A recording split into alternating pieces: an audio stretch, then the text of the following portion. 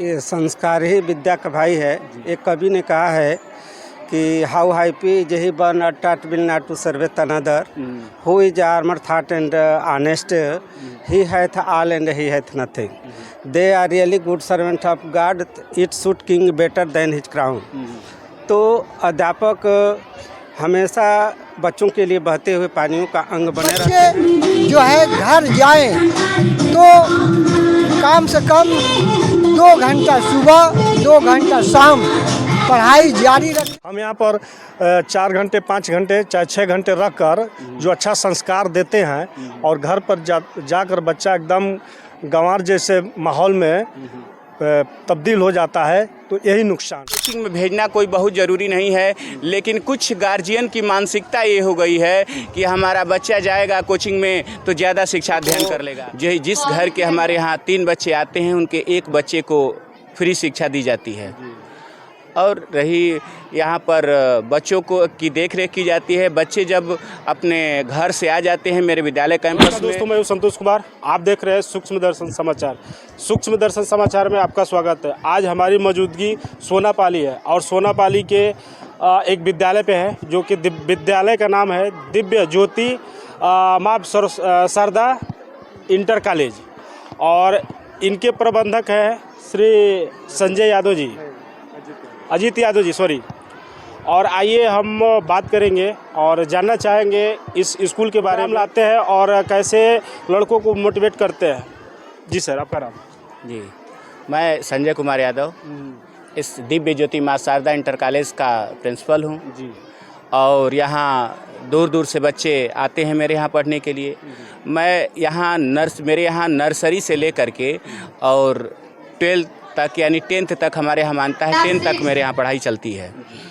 रही बात यहाँ तब से लेकर के जब तक बच्चे घर नहीं चले जाते तब तक हमारी जिम्मेदारी में, हमारी देख रेख में बच्चे रहते हैं और बच्चों को उच्च गुणवत्ता के शिक्षकों से शिक्षा दिलाई जाती है ताकि बच्चों का भविष्य उज्जवल रहे।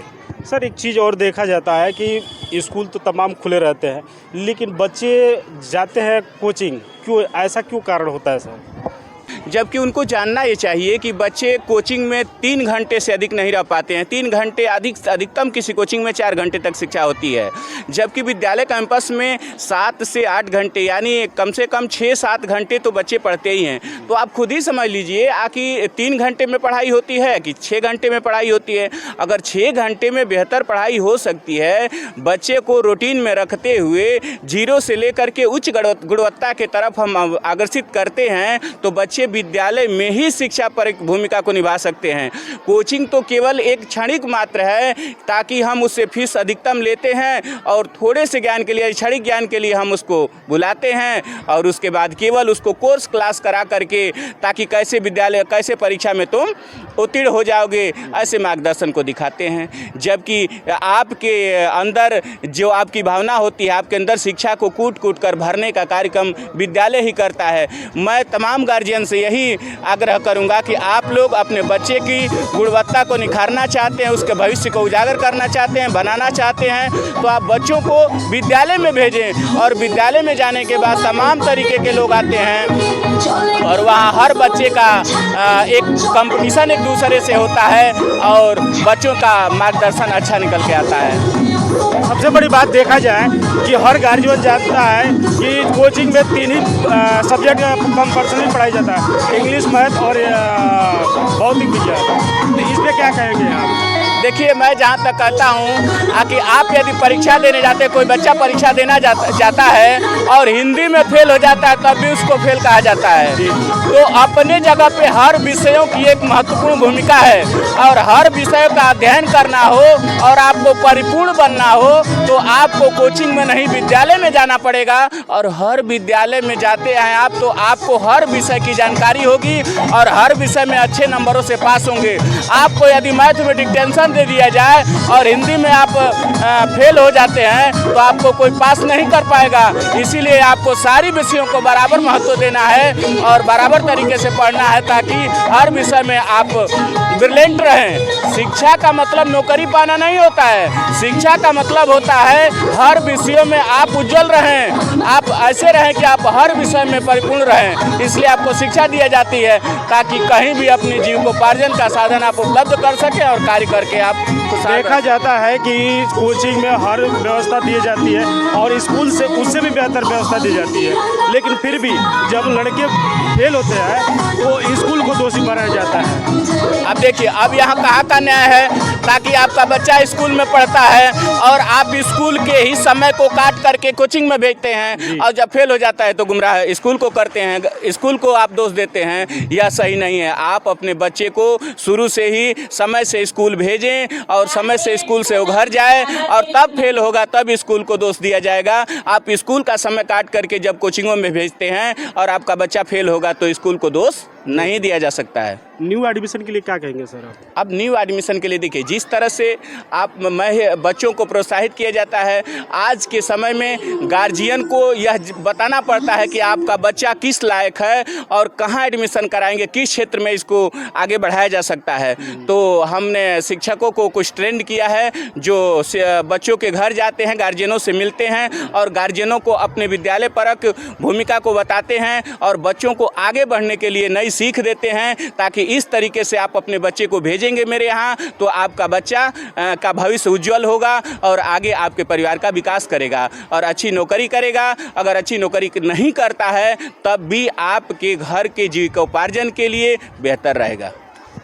इस पे जो कहा जाता है कि डिसिप्लिन में क्या आप यहाँ पे देते हैं? हाँ, मेरे यहाँ डिसिप्लिन है कि मेरे यहाँ बच्चे जब सुबह से आ जाते हैं तो शाम तक बच्चे हमारे यहाँ डिसिप्लिन तरीके से रहते हैं। कोई गाली गलौज नहीं करता है, कोई किसी को से मारपीट नहीं करता है, कोई किसी के साथ अभद्र टिप्पणियाँ नहीं करता है और मेरे यहाँ शालीनता से बच्चे रहते हैं और उनको अच्छी गुणवत्ता शिक्षा दी जाती है ताकि अपने माँ बाप का, अपने गार्जियन का, अपने शिक्षक बंधुओं का आदर करें ताकि यह देख करके गार्जियन भी खुश रहे और गांव का माहौल भी बना रहे। बहुत बहुत धन्यवाद हमारे प्रधानाचार्य जी बताएं और आइए इनके शिक्षक हैं उनसे भी बात करते हैं और थोड़ा सा जानने की कोशिश करेंगे कि बच्चों के बीच रहते हैं, बच्चों को क्या सिखाते हैं, क्या बताते हैं और वो जाकर घर गहन करते हैं कि नहीं करते हैं। जी सर, आपका नाम? अभय नारायण यादव। जी, आप बच्चों के बीच रहते हैं, बच्चों के बीच में उनका स्वभाव क्या रहता है सर? बच्चों का स्वभाव तो जो भी हो जी, हम लोग यही उन लोगों को सिखाते हैं। घर से चले, दरवाजे पर कोई बड़ा छोटा मिले पैर छूकर आवें और घर में नम्रता से व्यवहार अपना पेश करें और अच्छा संस्कार लेकर यहाँ से जाएं। अच्छा संस्कार हम लोग देते भी हैं जैसे भी हो।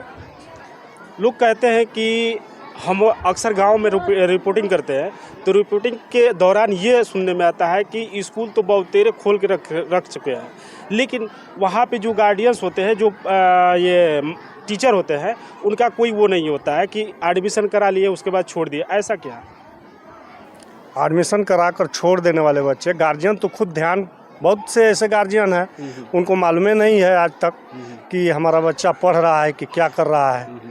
तो समय का भी ख्याल नहीं है उनको कि हमारा बच्चा घर आ रहा है कि कहीं और जगह जा रहा है। एक चीज़ और तो इस चीज़ का ध्यान विद्यालय में रखा जाता है कि हाँ डेली का डेली वो प्रेजेंटी लगती है और देखा जाता है कि बच्चा आ रहा है कि नहीं आ रहा है। जो नहीं आता है तो एक दो दिन के बाद दूसरे दिन यहाँ कॉल की जाती है गार्जियन को और पुनः उसको बुलाया जाता है। हाँ, पर शिकायत आता है तो आप लोग उनको बुलाया कर समझाते बुझाते हैं? एकदम समझाते हैं। माने आप जैसे आप मतलब जिम्मेवारी लेना चाहते हैं उसी तरह चाहते हैं कि हम जैसे ले रहे हैं वैसे गार्जियन भी घर पे अपने बच्चों को गाइडेंस करें। जी, तभी बच्चे आगे बढ़ते हैं। आगे बढ़ सकते, दोनों का सहयोग होना चाहिए ना। हाँ, घर का भी माहौल बदलना चाहिए। हाँ, बहुत से बच्चे हैं, हम लोग बोलते हैं कि घर पे हिंदी का और अंग्रेजी का प्रयोग करो तो गार्जियन कहता है कि तू अंग्रेजी छांटे लगला, तो ऐसे नहीं होना चाहिए। हाँ, चलिए, और हमारे साथ जुड़े हैं टीचर लोग और उनसे भी बात करेंगे और जानना चाहेंगे कि सर आपका बच्चों के प्रति क्या भाव रहता है। सर, आपका नाम क्या है? मेरा नाम जितेंद्र बहादुर पड़ेगा। जी, कह रहे सर आप बच्चों के बीच रहते हैं, बच्चों का भाव और टीचर का भाव क्या मतलब डिफरेंट होता है? देखिए, और चाहते हैं कि जैसे कहा गया है, भगवान बुद्ध ने कहा है कि गुरु बनना आसान है पर शिष्य बनना आसान नहीं है, क्योंकि शिष्य बनने के लिए गुरु के अनुयायियों का पालन करना पड़ता है। इसलिए हम लोग बच्चों को चाहते हैं कि हमेशा वह गुरु के संरक्षण में रहें और भविष्य को अपने उज्जवल बनाएं। धन्यवाद। और हमारे साथ जुड़े हैं सर लोग, उनसे भी बात करेंगे और जानने की कोशिश करेंगे कि आज 26 जनवरी है, गणतंत्र दिवस है। इस अवसर पे बच्चों को क्या सिखाते हैं, क्या बताते हैं और इसके बारे में क्या जानें? सर आपका नाम? मेरा नाम प्रदीप कुमार तिवारी है जी। क्या कहेंगे स्कूल के बारे में? स्कूल तो सर इतना मतलब कहा जाए कि ये जो शोरगुल के जो और अन्य विद्यालय हैं उससे काफ़ी दूर प्रांगण इसका बसा हुआ है, जिसमें हाँ ये इतना अच्छा शांति और स्वभाव का ये माहौल यहाँ पर रहता है, जहाँ पे हम अपने बच्चों को बहुत ही अच्छी शिक्षा देने में सफलता अपने आप को महसूस करते हैं, ताकि हमारे बच्चे अच्छी तरीके से सफल हों और उनकी शिक्षा दीक्षा अच्छी तरीके से रहे। और विद्यालय के जो हमारे जो प्रबंधक महोदय जी हैं, ये विद्यालय के प्रति बड़ा ही इनका उदार प्रवृत्ति रहता है, जो कि कोई भी अध्यापक बंधु यहाँ पे हैं, अगर देखें कि थोड़ा सा भी अगर उनको समस्या होती है किसी फीस उसमें, तो जहाँ तक संभव होता है उनकी मदद करने के लिए वो हमेशा खड़े रहते हैं। धन्यवाद। सर आपका क्या नाम है? मेरा नाम मोहम्मद मुस्तफ़ा अंसारी है और मैं तो सबसे पहले आज 77वें गण दिवस के रूप पर आप सभी को धन्यवाद देता हूं। और मेरा करीब 20 वर्षों का इस क्षेत्र में अनुभव रहा है और मैं जब भी स्कूल में आता हूं, बच्चों को आज के समय को देखते हुए शिक्षा देने का कार्य करता हूं। और मैं एसएसटी का टीचर हूं। कैसे समाज में रहना है, कैसे हमको देश के लिए जो है राष्ट्रीय भावना हमारे अंदर जागृत हो और अपने संस्कार में रहें। और पेरेंट की भी जिम्मेदारी बनती है कि स्कूल से होमवर्क मिला है, क्या मिला है, इसकी भी थोड़ा बच्चों से जानकारी लेते रहें। बस बहुत बहुत धन्यवाद। सर लोग ने बताया कि बच्चे के डिसिप्लिन जो होता है वो बहुत सराहनीय होता है। जैसे हम लोग होमवर्क देते हैं वो जाकर घर पे पूरा करें, ये गार्जियन का दायित्व बनता है। हमेशा गार्जियन अपने बच्चों के साथ लगे रहे और उनको पढ़ाई पे ध्यान देते रहिए। आज के लिए इतना ही, धन्यवाद। हमारे साथ कैमरामैन राहुल के साथ धन्यवाद।